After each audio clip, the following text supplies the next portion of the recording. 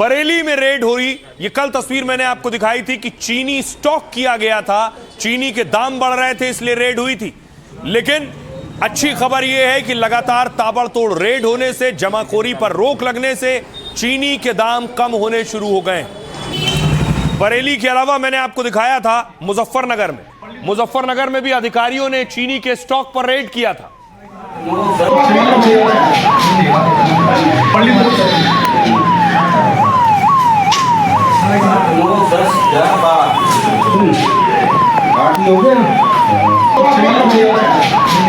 अब देखिए जरा, चीनी के दाम कम होने लगे। अच्छी खबर यह है, यह खुद सरकार दावा कर रही है। कैसे? लेकिन त्योहारों से पहले चीनी की कीमत पर कोहराम मचा। कई शहरों में चीनी के दाम 75 रुपए किलो तक पहुंच गए। लेकिन सरकार की सख्ती से चीनी के दाम कम होने लगे। चीनी की एक्स मिल कीमत 18% घटकर 55 रुपए किलो हो गई है। यानी थोक व्यापारियों को मिल से मिलने वाली चीनी 18% सस्ती हुई है। आमतौर पर एक्स मिल और खुदरा कीमतों के बीच 7 से 8 रुपए का अंतर होता है। पिछले दिनों चीनी की मिल वाली कीमत 67 रुपए तक पहुंच गई थी। लेकिन खाद्य सचिव कह रहे हैं कि कड़े फैसले का असर दिखने लगा है। कालाबाजारी पर रोक और लाखों टन चीनी आयात से सुधार हुआ है। देश में चीनी की कमी वाली अफवाहों पर अंकुश लगाया गया है। जमाखोरी की जांच के लिए फ्लाइंग स्क्वाड बनाए गए हैं। इसके बाद देश में मिल वाली चीनी के दाम 50 रुपए के आसपास पहुंच गए। मिल के बाद अब थोक और खुदरा बाजार में भी कीमत कम होने लगी है। यानी आम आदमी की रसोई तक फिर पहले की तरह चीनी मिलने वाली है। आम लोगों को फिर 50 रुपए के अंदर 1 किलो चीनी मिल सकती है। यह अच्छी खबर है। लेकिन आपको याद होगा, सीएम योगी ने पहले दिन कहा था कि यूपी वालों को डरने की जरूरत नहीं, क्योंकि यूपी के पास पर्याप्त चीनी मौजूद है। देखिए कितनी चीनी यूपी के पास है।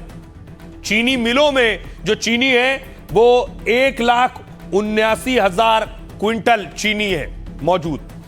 निजी चीनी मिलों में 1,50,000 क्विंटल मौजूद है चीनी। सहकारी चीनी मिलों में 23 लाख क्विंटल मौजूद है चीनी।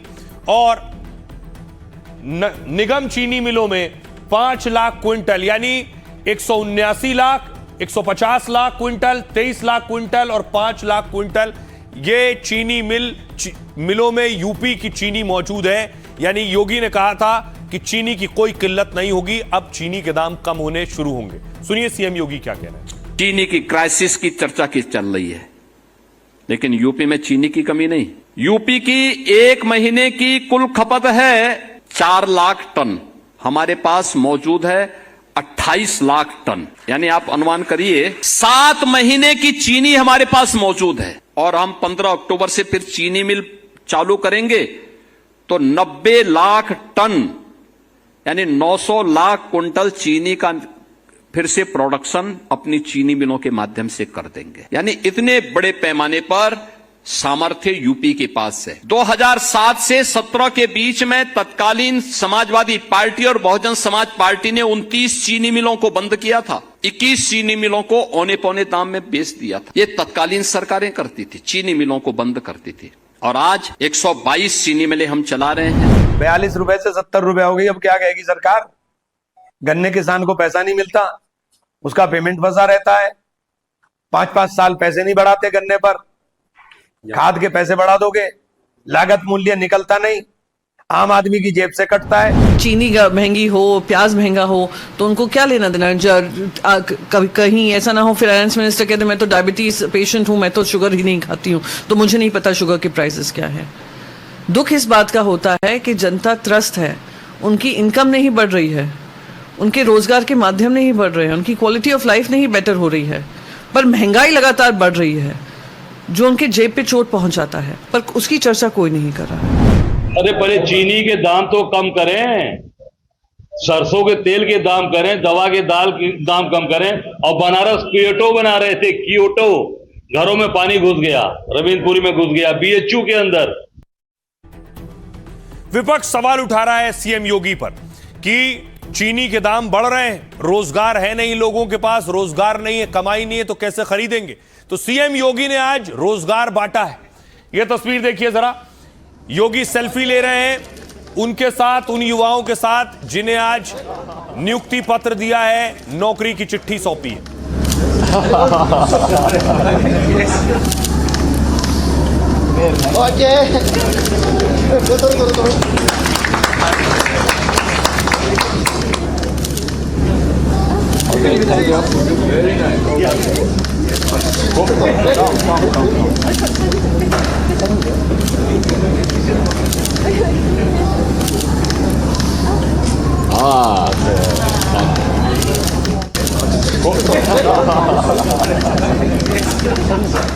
एक बड़ी चीज ये कि सभी सियासतदान इस वक्त युवाओं पर फोकस कर रहे हैं, चाहे वो सीएम योगी हो या फिर अखिलेश यादव हो।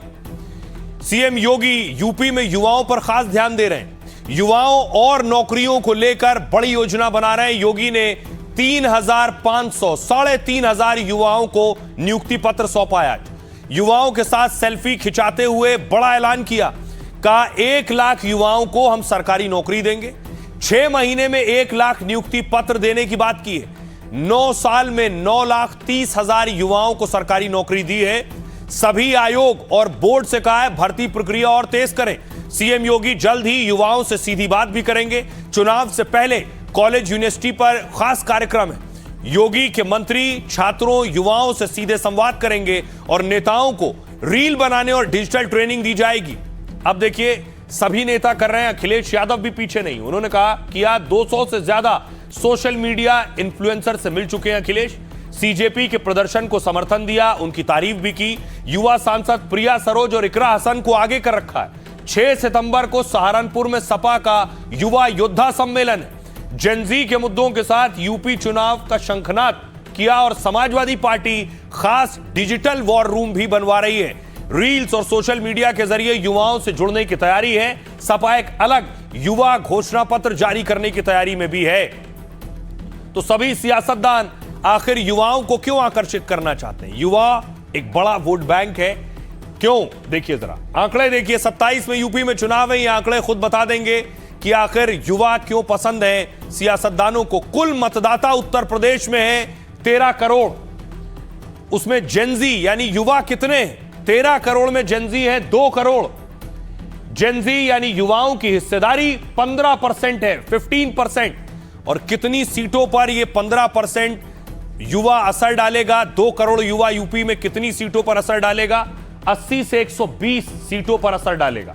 2022 में देखिए, बीजेपी को इस युवा का वोट मिला था 40 से 42%, लेकिन अखिलेश भी पीछे नहीं थे। सपा को 37 से 39% वोट मिला था। यानी इस बार ये युवा बड़ी भूमिका में होने वाला है। चुनाव जिता भी सकता है और चुनाव हरा भी सकता है। सुनिए जरा क्या कह रहे हैं सीएम योगी। 9,30,000 से अधिक नौजवानों को हमने सफलतापूर्वक पारदर्शी तरीके से बिना भेदभाव के प्रदेश के अंदर सरकारी व्यवस्था में नौकरी देने में सफलता प्राप्त की। मैं प्रदेश भर के युवाओं को इस बात के लिए आश्वस्त कर रहा हूं कि अगले 6 महीने के अंदर 1 लाख नौजवानों को फिर सरकारी नियुक्ति पत्र अलग अलग स्टेज में हर सप्ताह उपलब्ध करवाने जा रहे हैं। पिछली सरकारें युवाओं के भविष्य के साथ खिलवाड़ करती थी, एक छात्र के जीवन के साथ खिलवाड़ करती थी। नौकरी बंदर बांट करके पैसे के बल पर देती थी, बिना किसी लेन देन के, बिना किसी सिफारिश के, बिना किसी पैसे लेन देन के। आज उसको नियुक्ति पत्र प्राप्त हो रहा है, उसके सपनों को एक उड़ान मिल रहा है। 2017 के पहले संभव नहीं था। 2017 के पहले यूपी के सामने संकट था, इसलिए क्योंकि इन युवाओं की उपेक्षा हुई थी। अपने प्रदेश में तो नौकरी नहीं मिलती थी, लेकिन यूपी की छवि इतनी खराब थी, कर्फ्यू, दंगा, उपद्रव, भ्रष्टाचार, ये यूपी की पहचान बन चुकी थी। मेरा चयन एग्रीकल्चर डिपार्टमेंट में एग्रीकल्चर टेक्निकल असिस्टेंट पद पर हुआ है और मुझे आज बहुत ही ज़्यादा खुशी महसूस हो रही है कि मुझे आज माननीय मुख्यमंत्री जी से मुझे नियुक्ति प्राप्त की गई है और मेरे परिवार में भी बहुत सी सारी खुशियाँ आई हैं। मुझे जॉब मिली, उसके लिए मेरी फैमिली बहुत ज़्यादा खुश है और मुझे भी बहुत ज़्यादा खुशी मिली है। Thank you. अब बड़ी चीज यह है कि योगी आदित्यनाथ ने नियुक्ति पत्र बांटा, 3,500 युवाओं को नौकरी दी, लेकिन अखिलेश यादव पर हमला किया। योगी ने मंत्रियों के साथ बैठक की और कहा कि अखिलेश के राज में चाचा भतीजे वसूली करते थे। योगी ने सपा पर हमला किया।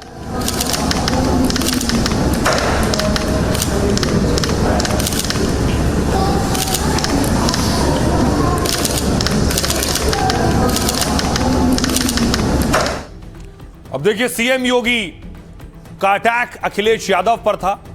योगी ने कहा 2017 के पहले नियुक्ति का विज्ञापन निकलते ही चाचा भतीजे की जोड़ी और महाभारत का खानदान वसूली करने के लिए प्रदेश भर में निकल पड़ता था।